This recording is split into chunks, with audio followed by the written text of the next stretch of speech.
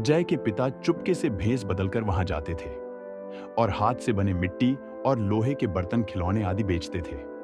पर एक दिन वो पकड्ढे गए और वहां के नियम मंत्री ने उनके पूरे परिवार को खत्म करने का हुक्म दे दिया। जब वो लोग उसके घर में आए तो उसके पिता ने उसे एक टोकरी में छुपा दिया था। उसने अपने आंखों से अपने माता पिता के सर को कटता हुआ देखा था। उन्होंने उसके घर में भी आग लगा दी थी। किसी तरह जय पीछे की खिड़की से बचकर निकला था और भागते हुए इस जंगल में आ पहुंचा था। आदित्य और जय की कहानी एक जैसी ही थी। दोनों ही अपना सब कुछ खोकर उस जंगल में आ पहुंचे थे। दूसरे दिन उचिहा राज्य में हुई घटना से अनजान भावेश राव हिमपुरी महल के सभा में बैठे कुछ जरूरी मुद्दों पर चर्चा कर रहे थे। तभी वहां पर हिमपुरी का सेनापति तेजी से चलते हुए आता है। सभी को उनके चेहरे पर मौजूद चिंता की लकीरें साफ दिख रही थी। सेनापति भावेश राव के पास जाके अभिवादन कर खड़ा हो जाता है। भावेश राव सेनापति के चेहरे की चिंता को देखते हुए उसे देख कहता है, सेनापति क्या हुआ? आपके चेहरे पर यह चिंता कैसी? ये सुन सेनापति सर झुकाते हुए कहता है, महाराज एक दुखद समाचार है। भावेश राव सेनापति को देख पूछते हैं, कैसा समाचार? ये सुन सेनापति थोड़ा रुकते हुए कहता है, उचिहा राज्य पर हमला हुआ है। इतना सुनते ही भावेश राव गुस्से से मुठिया कसते हुए अपने सिंहासन से खड़े होकर अपनी तलवार उठा लेते हैं और गुस्से से कहते हैं, किसकी हिम्मत हुई उचिहा राज्य पर हमला करने की? भावेश राव गुस्से से आगे बढ़ ही रहे थे कि तभी सेनापति भावेश राव को देख कहता है, रक्त दानवों का हमला हुआ था। उसमें महाराज रघुवीर समेत पूरा राज्य नष्ट हो गया। वहां कोई जीवित प्राणी नहीं बचा। ये सुनते ही भावेश राव के पैरों तले जमीन खिसक जाती है। वो सीधा अपने सिंहासन पर गिर जाते हैं। उनकी आंखों के सामने अपने दोस्त के साथ बिताए सभी पल नजर आ रहे थे। वहीं मंत्रिमंडल में बैठा मुकेश ये सब सुन मुस्कुरा रहा था। कुछ देर में ये बात चारों तरफ फैल जाती है। वहीं महल के एक कक्ष में अमृता आईने के सामने बैठी तैयार हो रही थी। उसे देखकर ही लग रहा था कि उसे अभी तक कुछ भी नहीं पता चला है। वो आदित्य से मिलने उचिहा राज्य जाने के लिए ही तैयार हो रही थी। तभी वो वहां पड़ी वही लकड़ी की तलवार उठाते हुए उसे देख कहती है, आदित्य मैं आ रही हूं आपसे मिलने। आप कितने दुष्ट हैं, जाने से पहले एक बार भी मुड़कर नहीं देखा। देखा होता तो पता चलता आपकी अमृता कितनी दुखी है। वो ऐसे ही बातें कर रही थी कि तभी उसे द्वार के खटकने की आवाज आती है। ये सुन वो कहती है, आ जाओ। अमृता के इतना बोलते ही एक दासी द्वार खोलते हुए भागकर अमृता के पास आती है और उसे कुछ बताने की कोशिश करती है, लेकिन भाग कर आने की वजह से उसकी सांसें ऊपर नीचे हो रही थी, जिस वजह से उसकी आवाज स्पष्ट नहीं आ रही थी। अमृता उसके कंधे पर हाथ रखते हुए कहती है, सुशीला आराम से सांस ले लो, फिर बताओ। ये सुन सुशीला सांस लेते हुए कहती है, राजकुमारी अभी अभी सुनकर आ रही हूं कि उचिहा राज्य पर रक्त दानवों का हमला हुआ था और उस हमले में पूरा उचिहा राज्य नष्ट हो गया। महाराज महारानी राजकुमार सभी मारे गए। ये सुन अमृता वैसी की वैसी ही खड़ी रहती है। उसके हाथ में मौजूद वो लकड़ी की तलवार छूटकर नीचे गिर जाती है।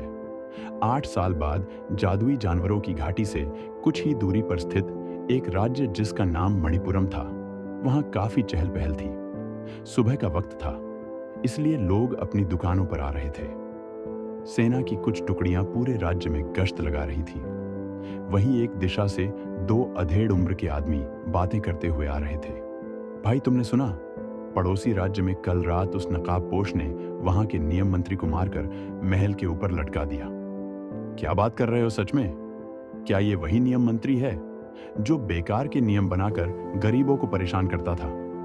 हाँ, ये वही है। फिर तो अच्छा काम किया उस नकाबपोश ने। वो कार्य तो अच्छा ही करता है। वो अच्छों के साथ अच्छा और बुरों के साथ बुरा करता है। तभी दूसरा आदमी हैरानी से ऊपर देखते हुए एक जगह खड़ा हो जाता है। ये देख उसके साथ वाला आदमी उसे देख कहता है, क्या हुआ, तुम ऐसे रुक क्यों गए? क्या है वहां? ये बोलते हुए वो ऊपर देखता है। जैसे ही वो ऊपर देखता है तो उसके होश उड़ जाते हैं। वहां ऊपर महल की सबसे ऊंची इमारत जो पूरे राज्य में कहीं से भी देखी जा सकती थी। उसके ऊपर एक बड़ा सा कपड़ा लटक रहा था जिस पर लाल रंग में बड़े बड़े अक्षरों में लिखा था, आज रात को मैं इस राज्य की सबसे कीमती वस्तु चुरा कर ले जाऊंगा। यदि किसी में साहस है तो रोक ले मुझे। आप सभी का प्यारा नकाब पोश। ये पढ़ दोनों हैरान थे। वही और भी लोग वो पढ़ रहे थे। गश्त लगा रहे सैनिकों की नजर जैसे ही उस पर पड़ती, वो जल्दी से सभी को वहां से भगाते हैं और महल में इस बात की सूचना दे देते हैं। कुछ समय बाद ये खबर चारों ओर फैल जाती है। वही मणिपुरम राज्य से थोड़ी दूरी पर स्थित नीलगिरी नाम की एक जगह, जो अब गांव और कबीलों से बदलकर एक राज्य में तब्दील हो चुकी थी। इस राज्य का नाम मौर्य सिटी था। ये वही जगह थी जो अमृता ने अपने अधीन कर शोभित को दे दी थी। अब यहाँ का राजा शोभित था। वही राज्य के कुछ बच्चों के साथ शोभित खेल रहा था। उसे देख रही कुछ महिलाएं हंसते हुए कहती हैं, देखो, इसको कोई कह सकता है कि ये एक राज्य का राजा है। सही कहा दीदी। वही एक बड़े से लकड़ी के बने महल के अंदर एक कक्ष के छज्जे के किनारे खड़ी एक लड़की आसमान को निहार रही थी। गोरे रंग काले बाल जो कुछ सोने के गहनों से सजे हुए थे। उसने एक खूबसूरत सा गुलाबी रंग का लहंगा पहना हुआ था। उसकी कमर पर एक सोने की पतली जंजीरों से बनी बेल्ट और गले में एक छोटा सा हार था। वही शोभित की नजर जैसे ही उस लड़की पर पड़ती है, वो अपने हाथ में मौजूद गेंद बच्चों को देते हुए खेलने को बोल वहां से चला जाता है।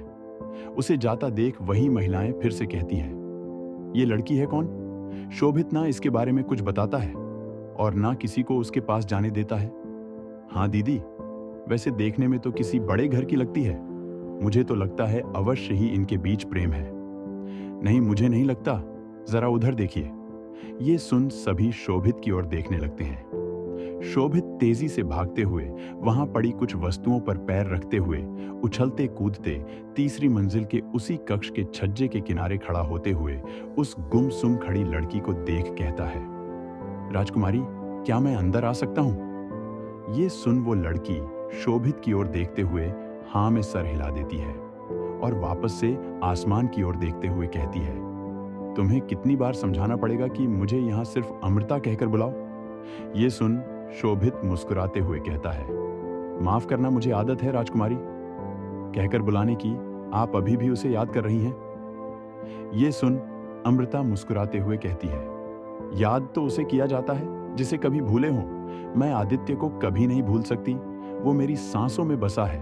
उसकी यादें तो सांसें रुकने के बाद ही जाएगी।